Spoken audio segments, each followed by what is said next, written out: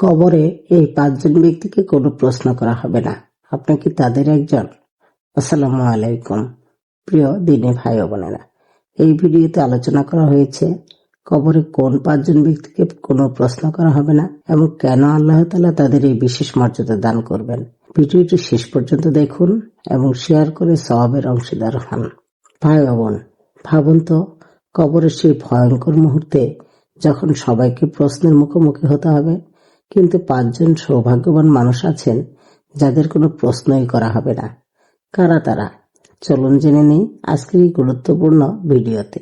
প্রিয় দ্বীনি ভাই ও বোনেরা, মৃত্যুর পর প্রথম ধাপ হলো কবর। সেখানেই শুরু হয় প্রকৃত পরীক্ষা, মুনকার ও নাকিরের প্রশ্ন।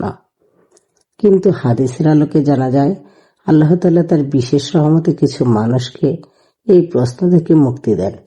চলুন জেনে নেই কবরে যাদের প্রশ্ন করা হবে না সেই ৫ জন ব্যক্তি।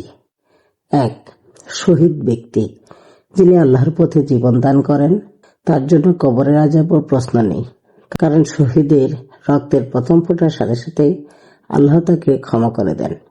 ২.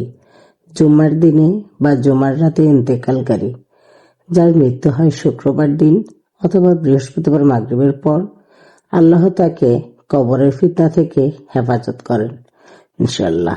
৩. আল্লাহর পথে পাহারারত অবস্থায় মৃত্যুবরণকারী, যিনি দ্বীন ও মুসলমানদের নিরাপত্তায় নিয়োজিত অবস্থায় ইন্তেকাল করেন, তার জন্য কবরেও শান্তি। ৪.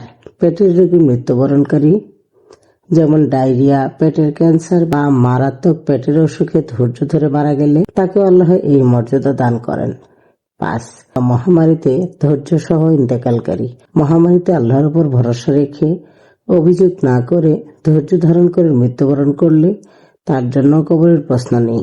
ভাই ও বোনরা, এই মর্যাদা কারো নিজের আমলে নয়, সবই আল্লাহর অশেষ রহমত।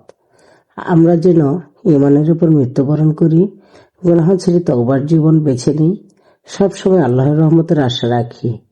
হে আল্লাহ, আমাদের সবাইকে কবরের আযাব ও প্রশ্ন থেকে হেফাজত করুন, আমিন। ভিডিওটি যদি আপনার উপকারে আসে একটি লাইক দিন, প্রিয়জনদের সাথে শেয়ার করুন, আর এমন গুরুত্বপূর্ণ ইসলামিক ভিডিও পেতে চ্যানেলটি সাবস্ক্রাইব করুন। পাশের বেল আইকনে ক্লিক করতে ভুলবেন না। ধন্যবাদ।